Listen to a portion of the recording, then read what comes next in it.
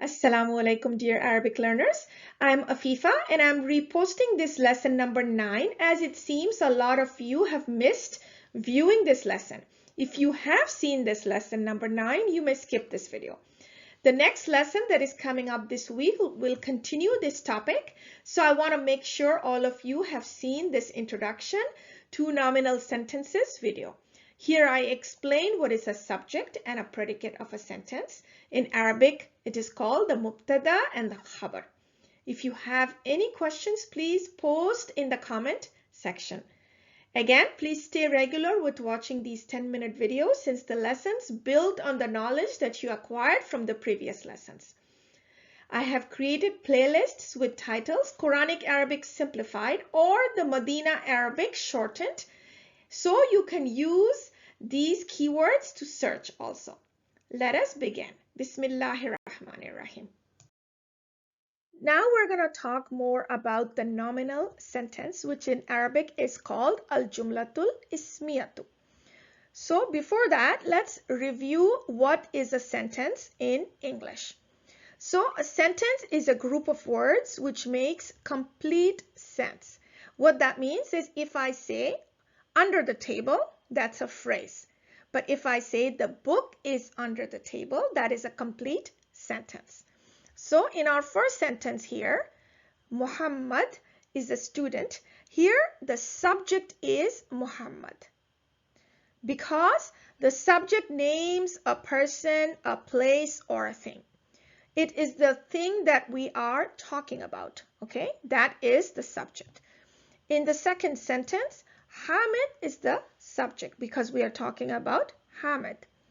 And the predicate gives us more information about the subject. So here, Muhammad is the subject and is a student is the predicate because it gives us more information about the subject. And in the second sentence, is sick is the predicate because it gives us more information about Hamid, who is the subject.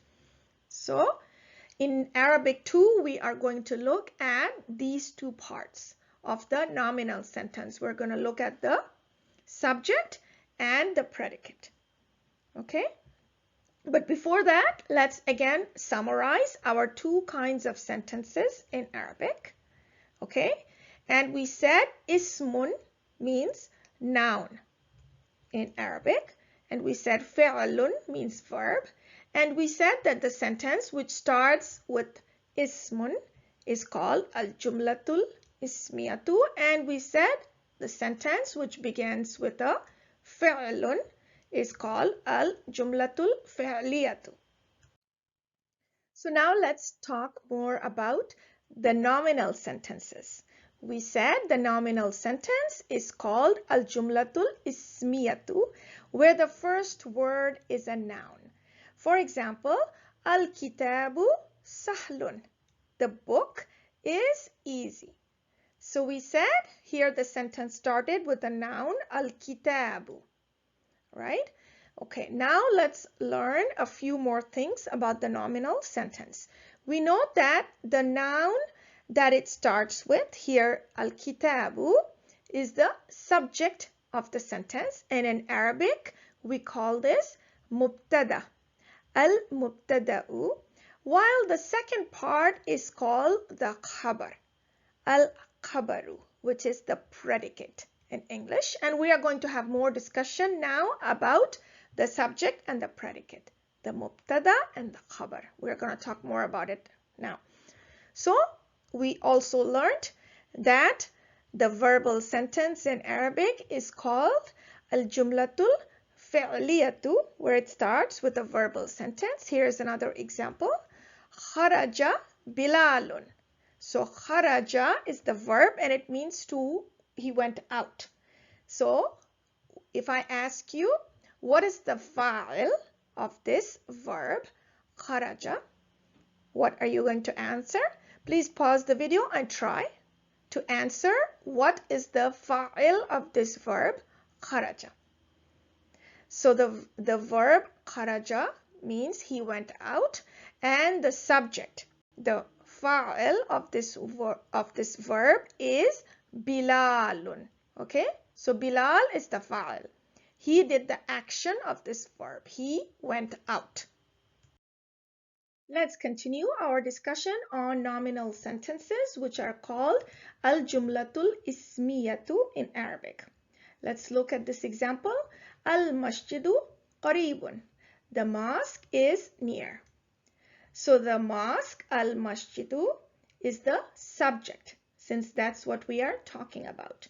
And the subject in Arabic is al-mubtada'u. So we are giving information about the mosque. We are saying it is near. It is qaribun, which is the khabar, which is the predicate. Let's now make some observations on the nominal sentence.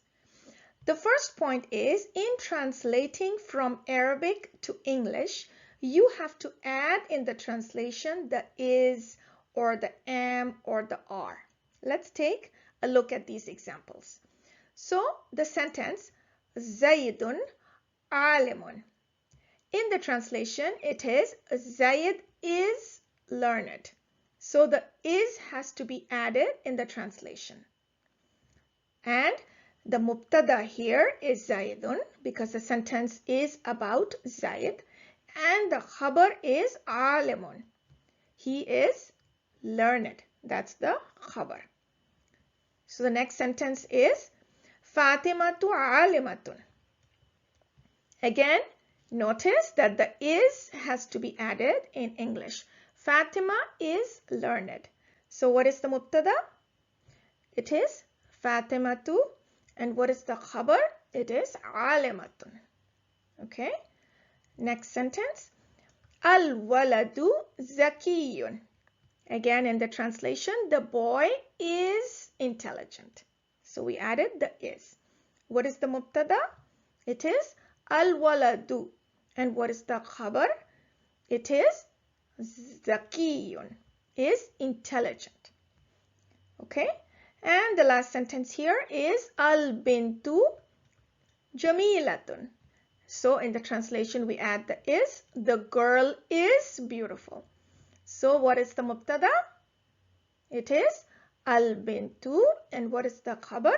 It is jamilatun. Okay. So let's make a second observation, which is the subject of the nominal sentence, which is the mubtada, is almost always a definite noun. Okay. So if you don't know what is definite and indefinite, please go back to a previous lesson and review that lesson, which covers definite and indefinite nouns. Okay. So in general, mubtada is always definite. We will cover the exceptions in a later lesson, but for now, it is enough for you to understand that the mubtada is definite. Let's take a look. Al-waladu has the al in front of it, which makes it definite. Al-bintu has the al in front of it, and it is definite. And as we discussed before, names which are proper nouns are also definite, such as these are proper names like Zayed or Fatima. They're proper names, so they're definite. And the sentence can also start with a pronoun. I mentioned this before also in a previous lesson, and a pronoun is also definite because it substitutes the noun. So for example, the sentence can start with huwa or ana, and they're all definite because they are a pronoun. And the third observation that we make is the predicate. The khabar is usually indefinite. Okay, again, let's not worry about the exceptions. In general, the khabar is going to be indefinite. As you observe here, alimun is indefinite, alimatun indefinite, zakiyun indefinite, and jamilatun is also indefinite. And also please observe that the khabar agrees in gender with the subject.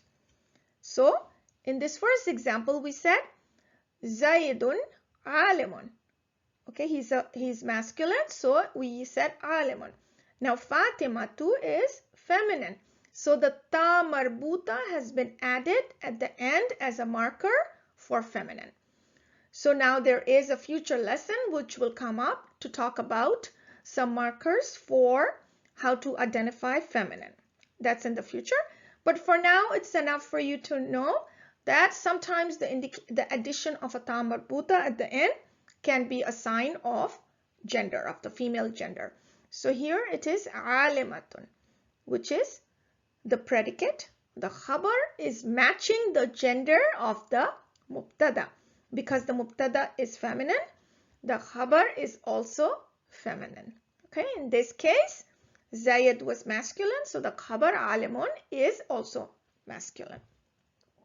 Okay, again, al-waladu is a boy, so this is masculine, zakiyun, and al-bint is a girl, so that's the reason why it is jamilatun. The khabar matches the gender of the mubtada. So here comes my favorite part where you learn a new rule and apply it to a verse from the Quran. So let's do the first one together. Muhammadun Rasulun. So I suggest you pause the video here and try this on your own. And then we can do it together. So when you translate this, remember to insert the is. Muhammad sallallahu alaihi wasallam is a messenger. Okay, so the mubtada is Muhammadun right here, and the khabar is a messenger. Okay, and notice here that the khabar is indefinite with a tanween, and this is why the translation says a messenger. And the mubtada Muhammadun is definite because it is a proper noun. Okay, so the next one is Al-Qur'anu Kitabun. So again, pause the video and try to identify the mubtada and the khabar. Okay, so here the translation is the Quran is a book. Again, don't forget that in English we put in the is. Okay, so Al-Quran is the mubtada and it is definite, and Kitabun is the khabar and it is indefinite, which is why it is a book. Let's take another example from the Quran. Wallahu sami'un alimun. So take a pause of the video and try this on your own. So the translation is, and Allah is the all-hearing, the all-knowing. Here the subject is Allah, because we are talking about Allah, and the predicate is Sami'un Alimun, as it tells us more about Allah. He is all-hearing and all-knowing. We also observe that the subject, the mubtada, is definite because it is a proper name, and we observe that the khabar is indefinite. Let's summarize. The nominal sentence in Arabic is called al-jumlatul ismiyatu, and it consists of the al-mubtada'u and al-khabaru.